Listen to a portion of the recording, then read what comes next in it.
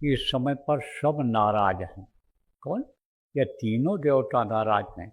और यह भी आपको बता के जा रहा हूँ कि यह देवभूमि है और शिव जी का यह स्थान है।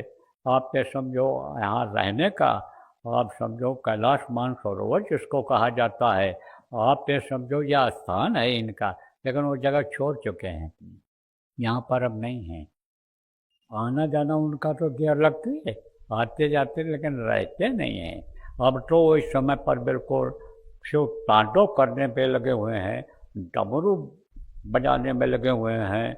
महादेव का डमरू डम डम बजने वाला है। अब कुछ होने वाला है, वक्त बदलने वाला है, वक्त बदलेगा। वो समय आ रहा है कि जो यानी समझो कि लिख करके महात्मा गए कि 14वीं सदी के आखिर में एक फ़कीर आएगा। फ़कीर ने लिखा उन्होंने, एक फ़कीर आएगा जो अपने हुजूर के साथ कहे दरिया को पार करेगा।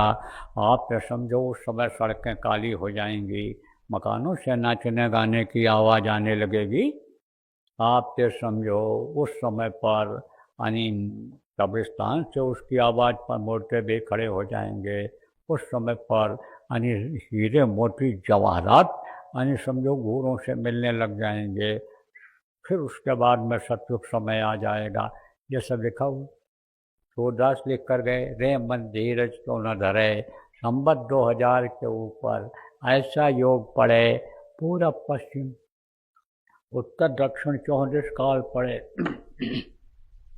अकाल मृत्यु जग माही व्यापे, प्रजा बहुत मरे।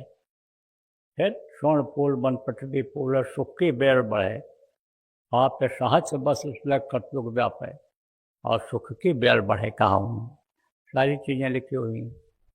आप ये समझो कि यानी जगन्नाथ दास की उड़िया किताब में भी लिखा हुआ है, यानी जेने पुख नक्षत्र कर्कट राशि होगी, पुख नक्षत्र होगा, इस समय पर सतयुग का प्रादुर्भाव इस धरती पर हो जाए। तो हमको आप ये बताओ, एक कुर्सी पर 2 राजा रहेंगे?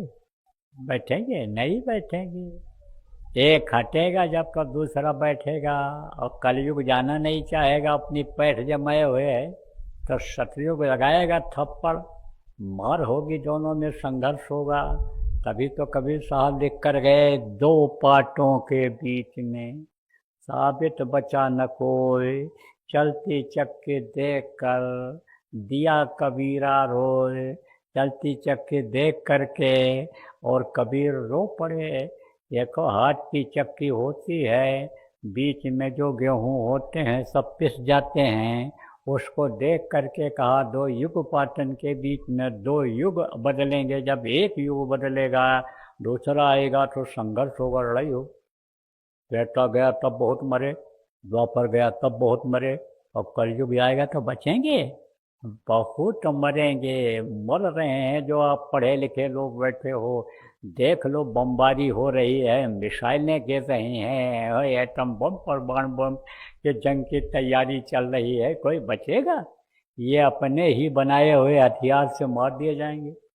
एक बार ऐसा होड़ मचा, अब भी मचा हुआ है कि हथियार बनाओ, हथियार बेचो, इसमें सबसे ज़्यादा पैसा मिलेगा। अब कोई हथियार खरीद लिया उनका पैसा वाला, और फिर उसी हथियार से उनके ऊपर जब वार करेगा, जो दोस्त था हमको हथियार दे दो, पैसा दिया, दे दिया उन्होंने, तो उन्हीं के बनाए हुए हथियार से मारेगा तो बचेंगे? नहीं बचेंगे। मैंने तो बहुत पहले भी प्रार्थना किया था, हथियार बनाना बंद कर दो, और सुलह समझौता से जो काम हो सकता है वो यानी समझो लड़ाई झगड़े से नहीं होगा। आप जितने भी राष्ट्राध्यक्ष हो, जो प्रमुख लोग हो, अब एक ऐसी नीति बनाओ कि ये हथियार बनाने का और ये रक्षा का जो खर्चा होता है, 50% से अधिक खर्चा भारत में भी रक्षा पर हो रहा है, तो ऐसा करो कि इसको देश के विकास में लगा दो। और बड़े बड़े देशों के लिए हमने कहा था कि छोटे देश को आप गोद ले लो, उनका विकास कर दो, वो भी आपको धन्य मानेंगे। लेकिन ये कहीं माने? विनाश काले विपरीत बुद्धि, और वो अब विनाश का समय आ गया क्योंकि वही लोग प्रकृति के नियम के खिलाफ काम करने लग गए। जैसे प्रकृति के नियम के खिलाफ रावण काम करने लग गया था, बुद्धि उसकी खराब हो जाती थी, मांस खाता था, शराब पीता था और दूसरे की माँ बहन बहू को गलत नज़र देखता था। ये चीज़ भूल गई, उसके दिमाग से निकल गई। विद्वान लोगों को ये चीज़ मालूम हुआ है कि राजा राम हुए जो भगवान राम के रूप में आज जाने जाते हैं, उनके राज्य में समझो कि प्रजा बहुत सुखी थी, लेकिन सुख ये कैसे हुआ जननी समझा नहीं पर नारी, और धन पराय विष के विष बारी। यानी ही दूसरे के धन को जहर से जहर मानते थे, दूसरे की माँ बहन को अपनी माँ और बहन की तरह से मानते थे। तो यही तीन बुराई रावण को खत्म करा दिया। ऐसे ही बुद्धि खराब हो गई लोग, न खान पान इनका रहा, न चरित्र उनका रहा, न वो भगवान को याद करते हैं। वो तो कहते हैं मैं ही सब कुछ हूँ, मैं ही भगवान हूँ, मेरी पूजा करो। इतिहास को भूल जा रहे हैं कि हिरण्यकश्यप भी यही कहता था प्रहलाद से, आपके समझो ध्रुव भी यही, ध्रुव के भाई बाप यही कहते थे, तो आप समझो कोई रहे ही रहे।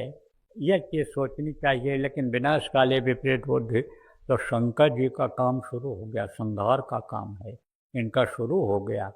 अब ये जरूर है कि हमारा आपका यह धर्म बनता है, क्योंकि कल आपको बताया था धर्म के बारे में, सत्य अहिंसा परोपकार और सेवा। तो मनुष्य ही एक परोपकारी है जो कर सकता है, तो खुद भी बचना है, दूसरों को भी बचाना है।